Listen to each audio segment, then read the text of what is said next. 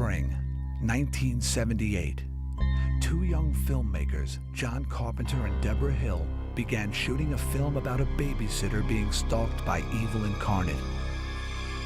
Shot in 20 days, on a budget of just over $300,000, the film went on to make over $50 million, and until recently was the highest-grossing independent movie ever. It's influenced a generation of filmmakers and film-goers, and its title has become synonymous with movie horror, Halloween. Today, Debra Hill is a player, one of the busiest producers in LA, but she remembers Halloween. What I like about horror films is the fact that they really get you to react. For me, the films were a way to kind of leap from reality into some sort of great fantasy. We're all afraid of the same things. We're all born afraid of death, of loss of loved ones, loss of abandonment from our parents, pain, injury. All of it is the same. We're all afraid of the same things, which makes a movie that deals in our fears universal. One of my first jobs was a script supervisor working on a movie called Goodbye, Norma Jean. And then I met John Carpenter when he directed Assault on Precinct 13. And I was his script supervisor and assistant editor. And then we decided to collaborate on Halloween. Irwin Yablans actually came up with the idea of setting it in Halloween. And we were searching for a story, you know, what could the story be? And because we were very limited, in fact, they wanted babysitters. So, and I'd been a babysitter and I had all these great stories. But when he called and came up with the brilliant idea of using the themes of Halloween to tell our story, it was like a gold mine. I thought, what if we made a film in one night? We could probably do it real cheap because we'd use one set. We'd do it all in a couple of days or a couple of weeks. And then I thought about the most horrific night of the year, Halloween. No one had ever made a movie about Halloween. And I picked up the telephone and called John Carpenter, who was in my mind at the time because of Assault on Precinct 13. And I said, what do you think of the title Halloween? Expecting him to perhaps balk. He got it right away. And he told me right off the bat that he could make the picture for 4 weeks for $300,000. I said, John, let me see what I can do. I wasn't in this horror films until John Carpenter came to me with this film. And he said, I have a film and low budget, and he said $300,000. I said, $300,000? He said, well, yeah. I said, what's the stories about? He said, it's about a babysitter to be killed by the boogeyman. The word babysitter clicked with me because every kid in America knows what a babysitter is. We went to a list of scares. You know, like imagine if, you know, you're in bed with your boyfriend and he goes down to get some water or Coke or something and comes back with a sheet trying to pretend he's a ghost, but it's not him. It's all these kinds of things that we wrote down, all these scares, and then we decided to weave the scares into the story. Basically, it was a complete 50-50 collaboration. I wrote the first draft, laying in the kids, the teenagers, the teenage talk, the girl talk amongst each other. And John came back with a pass for the Sam Loomis character, which is played by Donald Pleasance. So all the stuff about evil and everything is really John's. I met this 6-year-old child with this blank, pale, emotionless face and the blackest eyes, the devil's eyes. The opening shot of the picture took an entire day to film. It's actually 2 shots.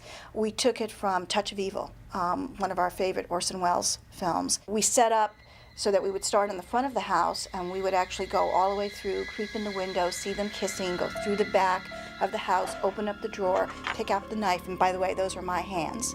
And then we would go in through the living room and up the steps and into the bedroom. And while we were up there shooting that scene, downstairs, all the electricians and grips were running around crazy trying to reset the lights for when we turned around and came back through the house. The fact that we had a new tool at the time to kind of help us with that, the Steadicam. It was pretty ambitious because most of the time on low-budget shows you didn't really spend a lot of time with the look. Every town has a haunted house, and in Haddonfield, it belongs to the Myers family. We slept up there. Anybody who's a fan of the film remembers Nancy Loomis. Wow. I'd like to tell you that a lot of mysterious, weird things happened or that we had this big passionate love scene, but in fact, as soon as everybody was gone and we got up there, we just sort of looked at each other and we're so tired. We just conked out. The end. Not quite. The Halloween crew used other locations in and around Pasadena. All right, what you're looking at is the original Halloween street. And I felt like this had the look we needed. Overhanging trees, could be anywhere. And yet on film, they don't look like rich people live here. They just like Beaver Cleaver lives here. The filmmakers also used the stately homes of West Hollywood. Hi, I'm Brian Andrews, Tommy Doyle from the Halloween. Over there was Lindsay's house. That was the house where I first saw the boogeyman, and I gotta tell you, that really scared me.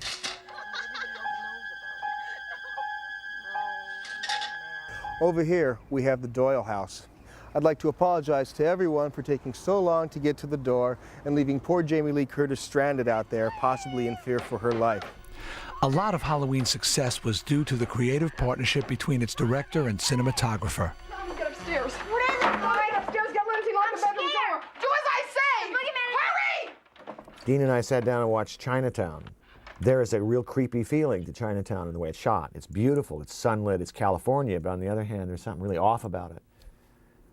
And so we talked about this being a small town that's something strange here. He did a whole lot of blue backlight, okay? Creepy lighting, and it was really effective. It became a kind of cliche after he used it. Jamie Lee has been chased in the house and she's hiding in the corner, and the shape, as we called him, gradually sort of materializes in the shadows behind her. Using a light on a dimmer, I brought it up so that it just barely began to expose the white face of the shape, the killer, hiding in the background there. I always remembered John Carpenter and Debra Hill seemed always, very preoccupied with getting everything perfect. They seemed like the ultimate, incredible, down-home filmmakers because they had hands on everything. And John Carpenter just seemed like a genius to me because he really knew so much about what he wanted from every single second of the film.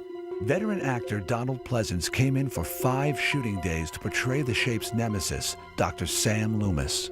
Donald Pleasance was just an amazing actor. He's the kind of guy who just knew the character. We only had 5 days with him. He was just really great. He gave 150%. And he was like the elder on the set. Those days, kids making movies was rare. And so I think he was just astonished at our ages and the excitement and the freshness that we brought to the process. John and Deborah called me one day and said to me that they were all set on offering Christopher Lee the part of Dr. Loomis. I said, what do you want to do, make another Hammer movie? Christopher Lee turned us down, Peter Cushing turned us down, and Donald agreed to my shock.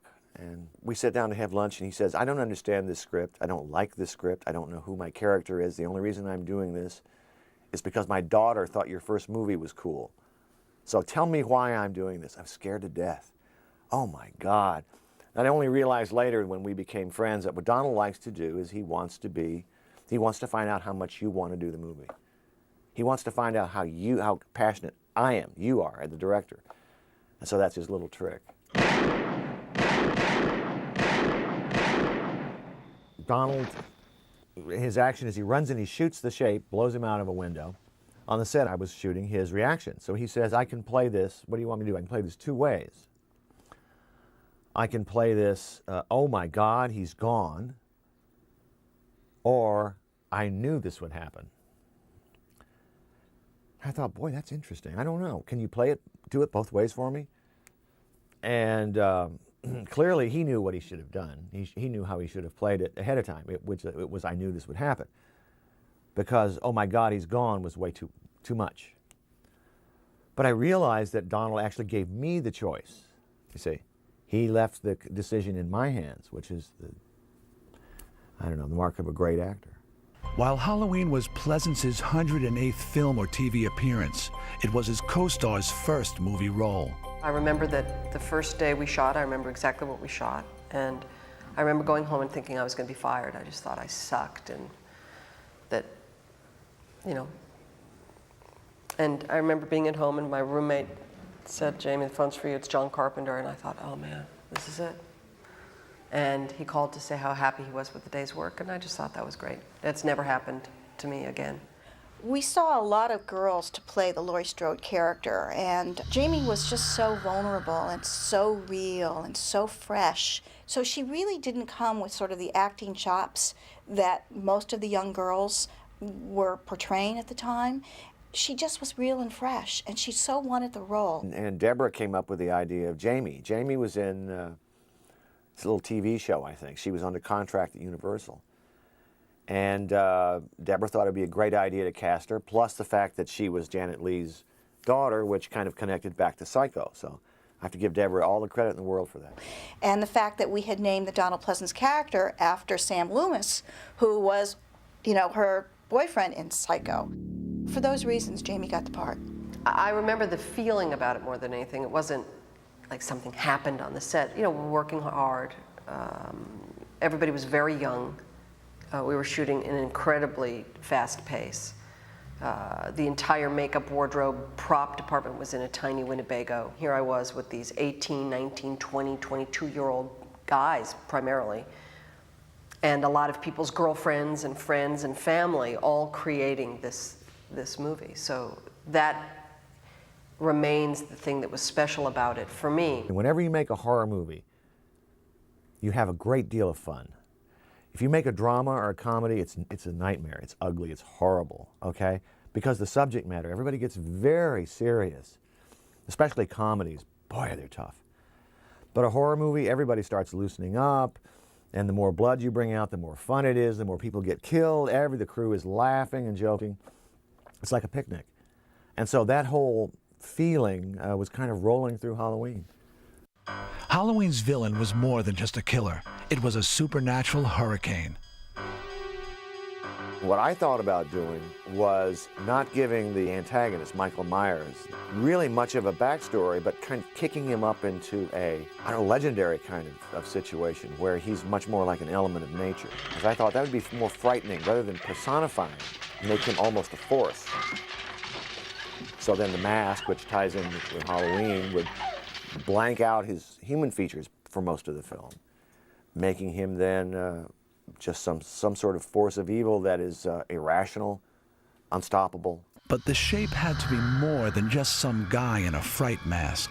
Nick Castle had been a schoolmate of John's at USC. Nick had a wife and I believe 2 babies. I know there was at least one, it may have been 2. And they came by every day at lunch, and you know, here's this guy with this oversuit on, and you know, the mask was just always lying next to him. He'd put it on and go do the work. His portrayal of the shape, now remember, the shape has no lines in the movie, none whatsoever. It's just sort of a, you know, a mask, and it's a presence that we wanted. On Halloween 2, we had a stuntman play the role, and even though he studied the Nick Castle kind of feeling, he could never quite get it. I think they're trying to make it more important than it really is. I actually just walked. John actually did say something, you know, I like the way you walk, I think it'll be good. Now maybe John thinks of me as a serial killer, I don't know. I remember I'm about to walk across the street in the first shot, and I realize he has not told me anything about what I'm supposed to do as this character. So I came up to him and basically asked him, what's my motivation, you know, as the shape walking across. How do you want me to walk? You know, how do you want me to, am I supposed to be this or that? And he said, Nick, just walk. Nick was suggesting all sorts of attributes that he could play to this character, thinking, okay, is he really a psychopath? Is he really crazy? Is he somebody who's insane? Does he have any of the kind of schizophrenic movements that we kind of associate with mental illness? And I just told him to be simple with it. Basically, when he's watching something or someone, stand still, just move very gracefully, because Nick can do that. Make this killer almost a blank slate that we can project everything into and make it much more horrifying. I am actually in this movie without the mask on. early on when the Michael Myers escapes from the hospital, he jumps on a car, right, and he smashes the car window. It was raining that night. It was supposed to be raining that night, and it was very cold that night, and all I had on was my underwear and this hospital gown. And I didn't know it was supposed to rain. This is 3 in the morning, you know, maybe 40-something degrees, and all of a sudden someone yells, Dean Cundy, that little rat, probably yelled, "Turn on the hoses." And they turned on the hoses. You know, they didn't bother to warm up the water or anything like that. And I remember the feeling of ice-cold water hitting my body through the hospital gown. And then they had to do take after take. And I'm sure there was no film in the camera. I'm sure the first take was perfect, and they were just doing it to torture me. I think he really gave the movie something. I think there's little moments that he does in the movie that are really special that, you know, take it away from being just some sort of thug in a suit. He really kind of, at one point, he tips his head and kind of looks at his handiwork. And I remember when I stabbed the kid up against the refrigerator or something, boom, you know, stabbed the kid, and I remember that direction. John said, "Tilt your head this way, tilt your head that way, like you're looking at him."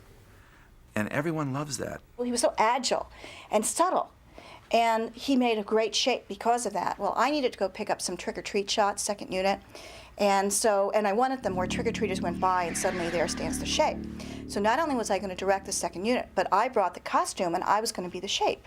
So I put this shape costume on, and of course I'm so much tinier than Nick. And in dailies it was so hilarious because the shape had shrunk.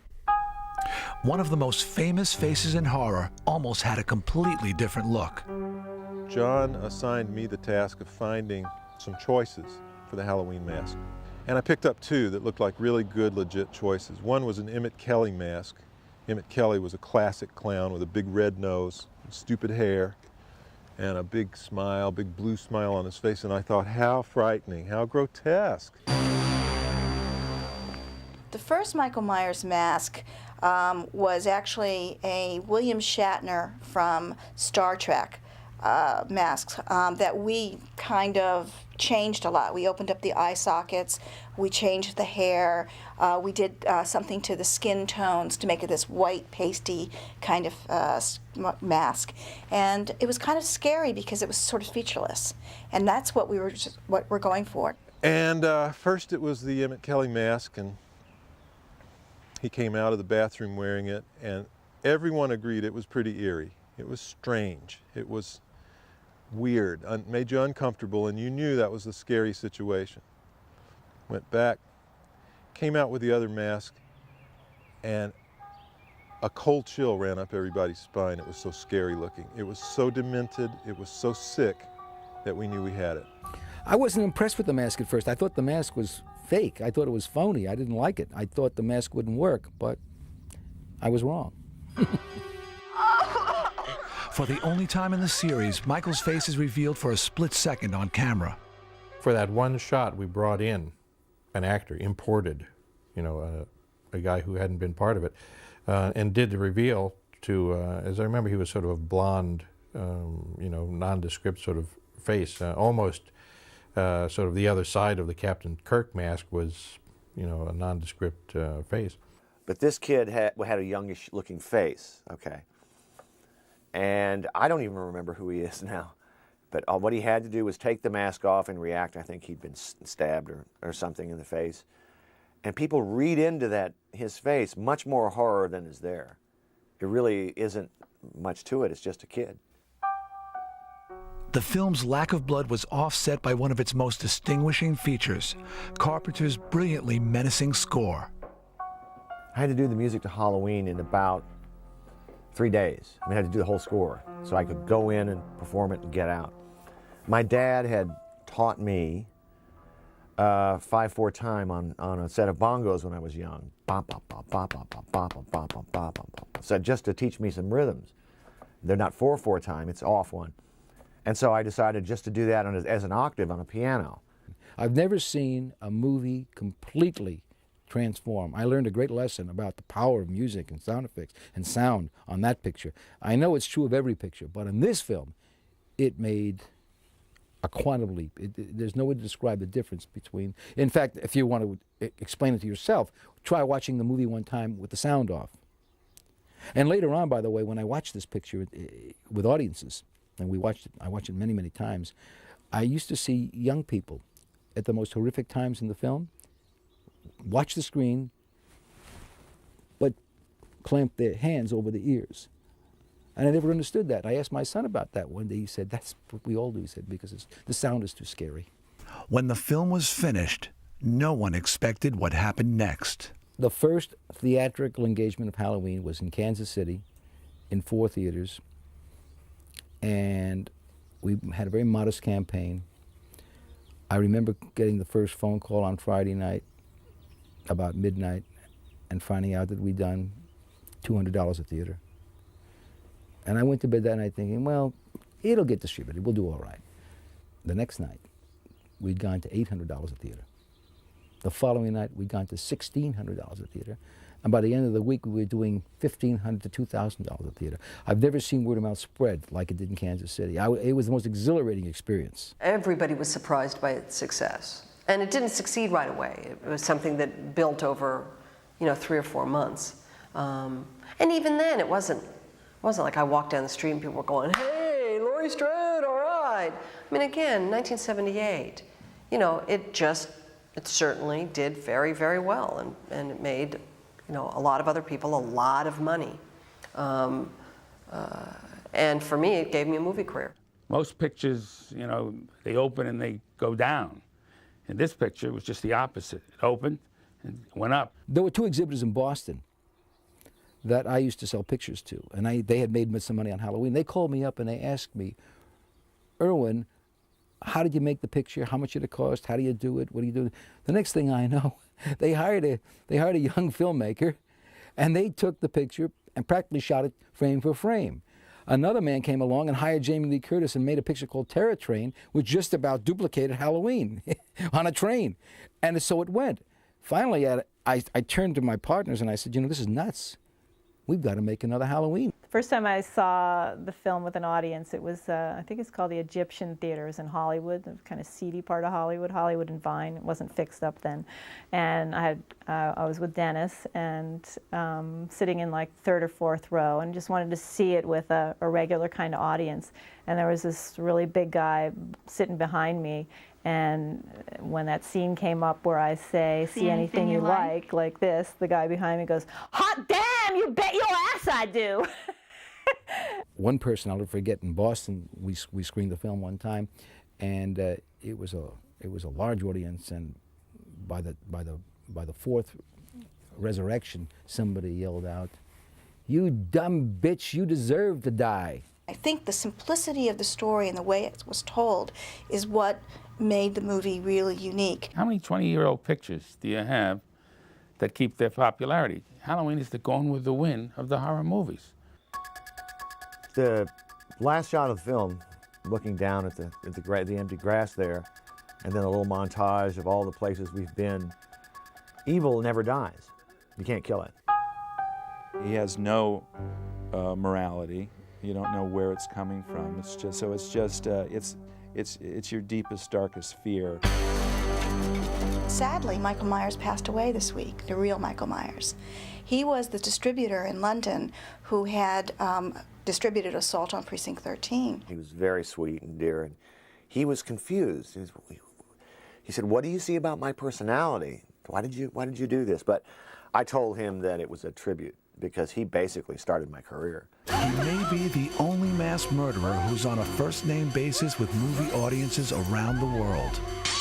I couldn't believe the fans that are really so addicted to these Halloweens. They know so much about it, more than I do, as far as details and the family relationship in the story and the cast and the costumes, and they want to know who is playing Michael Myers, the one next. I get letters from people that that what they say is, Mr. Castle, we love your work, we love your direction on The Last Starfighter. Boy, Major Payne was really funny. Can you sign this picture of the shape, please? I get at least 4 or 5 letters a week, and Carrie, Halloween, Stripes, Rock and Roll High School, but they always talk about Halloween.